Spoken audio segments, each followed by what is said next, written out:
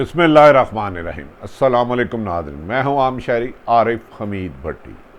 आज लाहौर से नाज़रीन, एक तरफ तो आप जानते हैं अफ़गानिस्तान की सूरत हाल में क्या हो रहा है।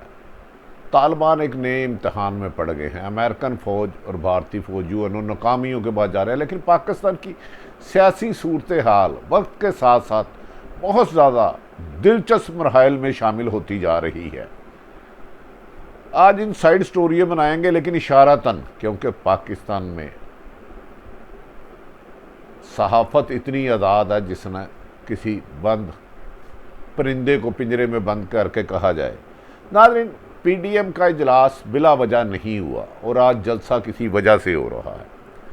हिकमत अमली अपनाई गई है अपोजिशन जमातों में। मैंने लफ्ज़ पीडीएम नहीं कहा, अपोजिशन कहा। और इस अपोजिशन में इनसाइडर पीपल्स पार्टी भी लूप में है, जो कि इस वक्त पीडीएम का हिस्सा नहीं है। चंद दिन पहले अपोजिशन लीडर शहबाज शरीफ की एक अहम तरीन मुलाकात हुई, जिस मुलाकात में खासे गिले शिकवे हुए और खदशात का इजहार किया गया। जिन साहिबान ने अपोजिशन लीडर शहबाज शरीफ से मुलाकात की, वो आसफ अली जरदारी साहब के भी राब्ते में हैं। आसफ अली जरदारी साबक सदर पीपल्स पार्टी के जनरल बिलावल भुट्टो के साथ भी राब्ते में हैं। उस पर पीपल्स पार्टी ने भी अपने तौर पर खदशात का इजहार किया था, हमें टारगेट किया जा रहा है। और शहबाज शरीफ ने उनसे मुलाकात करके कहा कि जो जो मैंने एग्रीमेंट किए, मेरे भाई की और मेरी भतीजी की तरफ से चंद वायलेशन हुई, लेकिन ओवरऑल उन्हें एक बात याद कराई गई। शहबाज शरीफ ने कहा, आप याद करें, हमने कहा था आर्मी चीफ की एक्सटेंशन पर वोट देंगे, आर्मी चीफ मोहतरम कमर जवेद बाजवा पर, और हमने आप सबको वोट दिए। ये ब्रिज बड़ा ज़बरदस्त है ताकतवर हलकों और शहबाज शरीफ के दरमियान। लेकिन उनकी तरफ से, ताकतवर हलकों की तरफ से कहा, आप जो कहते हैं आपका भाई और आपकी भतीजी उन बातों पर अमल नहीं करते, और बार बार कमिटमेंट ये हुई थी कि आप हुकूमत तक निशाना रखेंगे, अदारों को नहीं बनाएंगे, जिस पर बाज़ नए मामला तय हुए हैं। नाज़रीन, ये बड़ी इनसाइड चीज़ है, मुझे पता है, मैं इसको बड़े मोहतात अंदाज में आप तक पहुँचा रहा हूँ। फैसला ये हुआ है कि अपोजिशन जमातें नादम एतमाद लाएंगी, इसमें पीपल्स पार्टी नून भी है, और ना ही कोई प्रॉपर एहतजाज, लॉन्ग मार्च या धरना टाइप करेंगी। उसके बदले आइंदा जब भी इलेक्शन होगा लेवल फील्ड दी जाएगी। नाज़रीन, ये सारी इतलात, हैरत वाली बात है, इन्फॉर्मेशन जो जहाँ भी डील हो रही थी, मुज़ाकरात हो रहे थे, गुफ्तगू हो रही थी, मुशावरत हो रही थी, आप इसको जो भी लफ्ज़ दे दें, एनआरओ तो पाकिस्तान में होता नहीं। वज़ीर आज़म पाकिस्तान इमरान खान तक पहुँच गई, जिस पर उन्होंने अपने कबीना के करीबी 5 या 6 साथियों को बुलाया, उनकी ड्यूटियाँ लगाई, उन्होंने बाज़ मुलाकातें भी की। उस पर उन्हें कहा गया, हाँ ये सच है।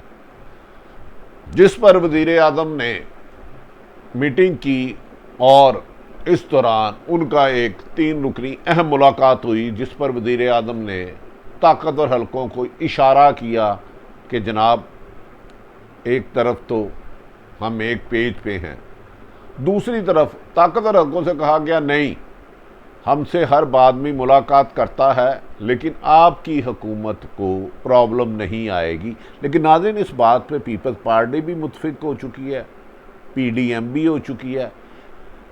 पीडीएम ने जब तवील मशावरत की, इस मशावरत में इनडायरेक्ट पीपल्स पार्टी भी शामिल रही। उन्होंने कहा कि मौजूदा हालात में जो हैं, एक अफ़गानिस्तान में सख्त सूरत हाल ख़राब होती जा रही है, 31 अगस्त को रात चले जाएंगे, तालिबान के खाना जंगी की सूरत में या तालिबान मशावरत से जो हुकूमत बनाएंगे उसके असरात पाकिस्तान में आएंगे।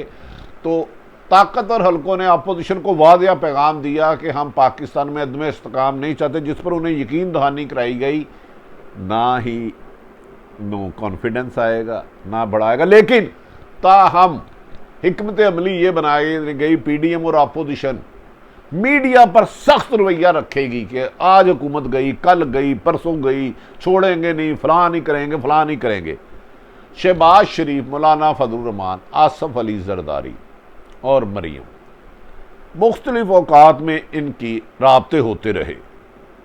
शहबाज शरीफ ने अपनी तरफ से अपने भाई नवाज शरीफ को कन्विंस किया कि आप देखें इन हालात में, उन्होंने कहा जो रवैया आप रख रहे हैं इससे अगली बारी भी नहीं आएगी। फिर एक तफसीली गौर किया गया, उन्होंने कहा कि इस वक्त अफगानिस्तान की जो सूरत हाल है, प्राइम मिनिस्टर ऑफ पाकिस्तान ने ताकतवर हलकों को और अपनी मर्जी से अमेरिका को कह दिया एब्सोल्युटली नॉट।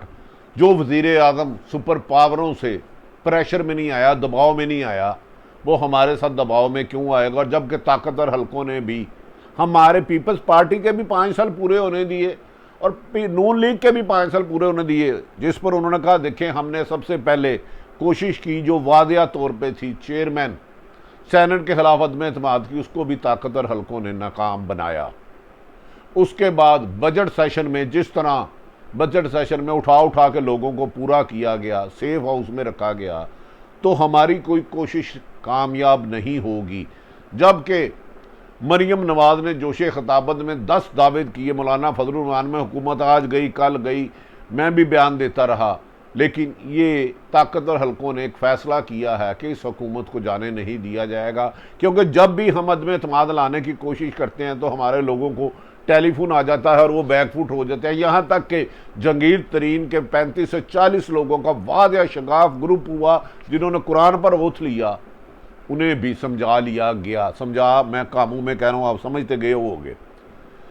फिर उन्होंने, इमरान नवाज शरीफ ने भी कन्विंस हुआ कि इसका मतलब है इन हालात में अदम एतमाद और किसी भी तरीके से इमरान की हुकूमत गिराना नामुमकिन है। जबकि इमरान हाँ हर कुर्बानी देने के लिए तैयार है, हुकूमत जाती है जाए, ब्लैकमेल नहीं होगा, मैं वहाँ में इलेक्शन लड़ूंगा। फिर ये स्ट्रेटेजी अब बनाई गई है जो मैं आपको यकीन से कहता हूँ कि इस वक्त मरियम नवाज बैकफुट पे रहेंगी, कभी कभार बोलेंगी, शहबाज शरीफ फ्रंट पर खेलेंगे। पीडीएम के कराची के इजलास में बहुत गर्मा गर्मी भी हुई। मौलाना फजलुर रहमान जो खाली हाथ आए थे, खाली हाथ गए, उन्होंने फिर रिज़ाइन का वादा किया। तो शहबाज शरीफ ने कहा ये सारी बातें दोहराई कि क्या आप चेयरमैन सेनेट के खिलाफ अदम एतमाद ला सके, क्या आप पंजाब में 5 ग्रुप है, मेरे पास 20 लोग आए हैं, लेकिन हम अदम एतमाद नहीं ला सकते। जब भी कोशिश करते हैं तो दूसरी तरफ से काम तेज़ हो जाता है, ये समझ गए ना, दूसरी तरफ से कामों में। तो लिहाजा अक्लमंदी का तकाजा ये है कि हमारे खिलाफ हम जलसे भी करेंगे, जुलूस भी करेंगे, हुकूमत के भेजने के दावे भी करेंगे, हुकूमत पर तनकीद भी करेंगे। उन्होंने कहा कि ये हमारी बात हो गई है कि इमरान खान पर जितनी मर्जी तनकीद करें, इनके 3 साला कारकर्दगी पर वाइट पेपर डाल कर तनकीद करेंगे कि महंगाई कितने % हो गई, करप्शन कितनी ज़्यादा हो गई और बैड गवर्नर्स की कितनी इंतहा है। लेकिन हुकूमत को अब गिराने की कोशिश भूल जाए। हाँ, लफ्ज़ों में, बयानात में, मीडिया में गिराने की ताकत का रखा जाए। इस मौके पर यह भी बात की गई कि आप जानते हैं कि पिछले दिनों सुप्रीम कोर्ट में एक बहुत बड़ा इशू बनाने की कोशिश की गई, उसमें भी कुछ सियासतदान शामिल थे, लेकिन सुप्रीम कोर्ट के फुल बेंच ने बर वक्त उसको टैकल कर लिया, बल्कि टैकल करवाया गया। तो अब फैसला ये किया गया अपोजिशन की जमातों से तमाम मशावरत के बाद कि इमरान खान पर तनकीद, महंगाई, बेरोज़गारी और करप्शन को उजागर किया जाएगा, लाकानूनियत को उजागर किया जाएगा, अदारों से टकराव बिल्कुल नहीं किया जाएगा। अफ़गानिस्तान के इशू में आर्मी चीफ चंद दिनों में सियासतदानों को बुला रहे हैं, तमाम सियासी जमातें गैर मशरूत तौर पर आर्मी चीफ को हर किस्म के तामुर की यकीन दहानी कराएंगे और उन्हें ये तासुर भी दिया जाएगा कि हमारा इमरान खान से इख्तलाफ है, आपने एक कमिटमेंट करनी है कि आइंदा जब भी इलेक्शन हो उसमें अपोजिशन जमातें जो भी हों उन्हें नामालूम टेलीफोन नहीं जाएंगे। यहाँ तक कहा गया कि कौमी इलेक्शन तो छोड़ें, छोटे मोटे कोई इलेक्शन चैम्बर के होते हैं तो उसमें भी फ़ोन जाते हैं, जिस पर यह हिकमत अमली बनाई गई कि इमरान खान टारगेट रहेगा, उसकी हुकूमत पर तनकीद की जाएगी, बैड गवर्नर्स, करप्शन, बढ़ती हुई महंगाई, दुनिया में पाकिस्तान तनहा रह गया। लेकिन मीडिया पर आज तकरीरों में यही कहा जाएगा कि इमरान खान सिलेक्टेड हैं, हम इसे नहीं मानते। अगर उन्होंने ताकतवर हलकों ने मुलाकात करते हुए कभी कभार हम सख्त अल्फाज भी बोल जाएं तो उसे इग्नोर कर दीजिएगा, लेकिन हमारी आपके साथ आज टकराव की पॉलिसी आज से तर्क है, जिसे यह भी कहा जा रहा है कि ताकतवर हलकों ने काफ़ी हद तक कहा है कि मज़ीद ज़्यादतियाँ नहीं होंगी। ये भी कहा जा रहा है जो इलेक्शन कमीशन ने इलेक्ट्रॉनिक मशीन पर एतराज़ात लगाए हैं, उन्हें भी किसी ने कहा गया था कि अब इशू आपको ज़्यादा बनाओ। शहबाज शरीफ और मौलाना फजलुर रहमान और बिलावल भट्टो ने ताकतवर हलकों से जो मुज़ाकरत किए हैं या मुलाकातें की हैं, उन्होंने कहा है इलेक्ट्रॉनिक वोट फ्रॉड है, इसमें फ्राजिक फिंगरप्रिंट्स नहीं हैं, जिस पर उन्होंने कहा बेफिक्र रहें, आप इस पर कानूनी जंग लड़ते रहें।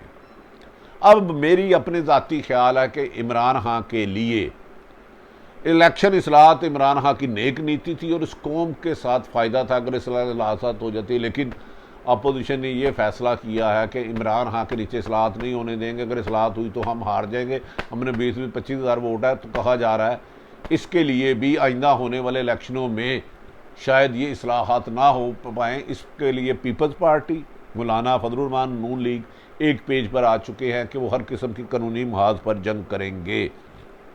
नाज़रीन, दूसरी तरफ और इलेक्शन कमीशन ने जो मशीन पर एतराज़ किया है वो भी करवाया गया है। उन्होंने कहा है कि आप कह रहे हैं कि ये इलेक्ट्रॉनिक वोटिंग से इलेक्शन हो गए, अगर इसमें फिंगरप्रिंट ही नहीं है, एक बंदा अगर 4-4 वोट डालेगा तो धांधली तो फिर भी हो जाएगी। इस किस्म के अब टेक्निकल एतराज़ात उठाए जाएंगे और इसके बदले अपोजिशन को अगला लेवल फीड मिला जाएगा कि ताकतवर हलके इंटरफेरेंस नहीं करेंगे। लेकिन मेरी अपनी इंफॉर्मेशन के मुताबिक 2 साल बहुत बड़े होते हैं। ताकतवर हलके हमेशा हर एक को यही कहते हैं फिक्र ना करो, 6 महीने बाद आपकी बारी, क्योंकि अक्टूबर में एक बहुत बड़ा अहम फैसला होने वाला है। अगर हो जाता है, क्योंकि वज़ीर आज़म पाकिस्तान चाहते हैं वो काम ज़रा ज़्यादा चले, उसके बाद अगर कोई बहुत बड़ी तब्दीली होती है तो चेंज आती है। दूसरी तरफ कहा जा रहा है कि जस्टिस फ़ाइज़ ईसाइल ने जो बेंच बनाया था, इस सिलसिले में एक बहुत बड़ी पीछे एक हिस्ट्री थी। इसे बर वक़्त तौर पे वज़ीर आज़म इमरान खान की हिकमत अमली और ताकतवर हलकों ने टैकल किया, वरना इस साफ़ी इशुओं के बाद एक बहुत बड़ा इशू उठाया जाना था अहम हलकों के बारे में, और वो मुल्क में टकराव की पॉलिसी बन जाता और उसका रिज़ल्ट कोई भी गलत आ सकता था। लिहाजा इसे बर वक़्त टैकल कर लिया गया है। नाज़रीन, ये भी फैसला किया गया है कि शहबाज शरीफ और हमजा शहबाज ने मुस्लिम लीग नून के लीडरों से खुफिया मुलाकातें शुरू कर दी हैं और उसको मीडिया में नहीं दिया जाएगा, और इसका मेन टारगेट हमजा शहबाज को दिया गया है कि मीडिया में गुफ्तगू नहीं की जाएगी, पंजाब और सिंध में तंजीमी लेवल पर गुफ्तगू की जाएगी। जो शहबाज शरीफ गए हैं बज़ाहिर तो बहुत जगह फातिहा ख्वानी करने गए हैं, लेकिन इस मौके पर 3-4 लोगों से उनकी मुलाकात भी हुई और इस मुलाकात में पीपल्स पार्टी भी लूप में थी। पीपल्स पार्टी और नून लीग आपस में एक दूसरे के खिलाफ बयान देंगे, लेकिन एक दूसरे के बंदे नहीं तोड़ेंगे। दूसरी तरफ शहबाज मुस्लिम लीग नून ने जंगीर तरीन ग्रुप के कुछ लोगों से करीबी राब्ते करनी है, लेकिन वो फ़िलहाल ऐलान नहीं करेंगे। वो अपना ऐलान इलेक्शन से चंद दिन कबल करेंगे। जबकि वज़ीर आज़म पाकिस्तान की स्ट्रेटजी, नाज़रीन, जो मेरी इतलात के मुताबिक है, आपको बता दूँ, वज़ीर आज़म पाकिस्तान ने कहा है जंगीर तरीन ग्रुप में जितने लोग भी उनके खिलाफ गए थे, आइंदा वो इलेक्शन में उन्हें टिकट नहीं देंगे, चाहे इसके लिए उन्हें जितनी मर्जी कुर्बानी देना पड़े। दूसरा एक बड़ा फैसला वज़ीर आज़म पाकिस्तान इमरान खान ने कहा है 2023 सितंबर-अक्टूबर की बजाय इलेक्शन 2023 के अप्रैल या 22 के अख्ताम तक कराया जाएगा, क्योंकि अगर 23 को इंतज़ार किया तो सूरत हाल बहुत ज़्यादा तब्दील हो सकती है। तब्दीली से मैं इशारा भी दे दूँ, नवाज शरीफ और मरियम को इजाज़त मिल सकती है। अगर 2023 के 5 साल नवाज शरीफ इमरान खान पूरे करते हैं तो इमरान खान ने अपने आइनी माहिरीन से मशावरत कर ली है कि 6 माह या 8 माह पहले इलेक्शन कराने की स्ट्रेटजी बनाई जाए, जिसके ऊपर अमल दरामद शुरू कर दिया गया हुआ है। आने वाले इलेक्शन में कौन कामयाब होता है कौन नहीं, ये पाकिस्तान में जोड़ तोड़ हमेशा होता रहता है। मुझे याद है नवाज शरीफ भी अमीरुल मोमिनीन बने थे, मुशर्रफ भी कहते थे मैं नहीं जाऊंगा, लेकिन इस दफ़ा इलेक्शन दिलचस्प होंगे क्योंकि कुछ लोग विकेट के तीनों तरफ खेल रहे हैं। लेकिन इसमें सबसे अच्छी बात है वज़ीर आज़म पाकिस्तान पुरज़म है कि वो कोई कंप्रोमाइज़ नहीं करेंगे, कोई एनआरओ नहीं देंगे, किसी ब्लैकमेलिंग में नहीं आएंगे। दूसरी तरफ अगर नवाज शरीफ ने अपने भाई शहबाज शरीफ की मानी और मरीम को मनाई तो इलेक्शन दिलचस्प हो सकते हैं। नाज़रीन, सारी सूरत हाल सियासी मैंने पसे पर्दा होने वाली बैकडोर डिप्लोमेसी सब तक आप तक इशारतन पहुँचाई, लफ्ज़ों को चुनाव में कोशिश की। अपने इर्द गिर्द रहने वाले की खुशियों का ख्याल रखें। पाकिस्तान जिंदाबाद।